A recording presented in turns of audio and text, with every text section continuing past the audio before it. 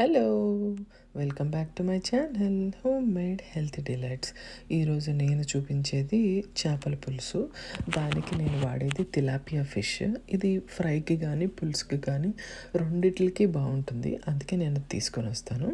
First దీనికి ready చేసి పెట్టుకోవాల్సింది ఏంటంటే, మనము ఒక బౌల్ తీసుకొని చక్కగా చిన్న నిమ్మకాయ సైజ్ అంత చింతపండుని నానబెట్టుకొని ఉంచుకోండి.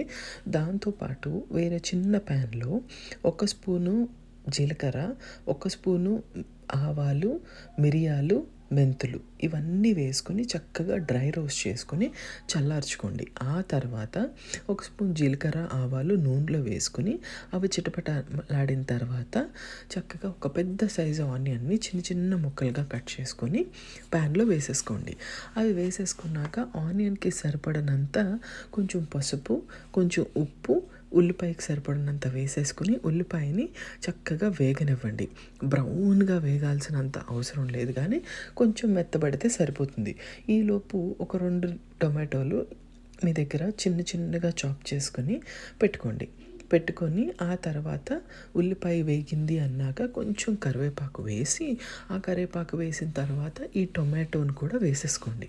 ఈ టొమాటో బాగా ఉడకాలి అని ఏమీ లేదు. చక్కగా ఇది కొంచెం మెత్తబడిపోతుంది అన్నాక మనం తీసి పెట్టుకున్న చింతపండు పులుసుని, దాంతోపాటు మామిడికాయ ముక్కలు కానీ పేస్ట్ కానీ, దాంతోపాటు కారము ఎవరికి టేస్ట్కి తగ్గట్టు వాళ్ళు ఒక 2-3 స్పూన్లు కారం వేసుకొని ఈ గ్రేవీని మంచిగా ఫ్రై అవ్వనివ్వండి. నేను వేసింది వెల్లుల్లిపాయ పేస్ట్ అండి. ఈ వెల్లుల్లిపాయలు మనం ఇందాక వేయించి పెట్టుకున్నప్పుడు దాంతో పొడి పేస్ట్లా కూడా చేసుకోవచ్చు. లేదు అని అనుకుంటే అప్పటికప్పుడు దంచుకునైనా వేసుకోవచ్చు. నేను అలా వేసాను. ఇప్పుడు మన గ్రేవీకి కావాల్సినవన్నీ వేసేసుకున్నాము. నీళ్ళు ఏమన్నా పడతాయి అని అనుకుంటే కొంచెం నీళ్ళు వేసుకోండి. ఆ తర్వాత నేను ఆల్రెడీ ఉప్పు, పసుపు, కారం మాత్రమే వేసి చేపలకి కొంచెం నానబెట్టాను. ఎక్కువసేపు ఏం కాదండి, ముందు ఊరికిన 1 గంట సేపు నానబెట్టాను. ఆ చేపలను తీసుకొచ్చి ఈ గ్రేవీలోకి వేసేస్తున్నాను.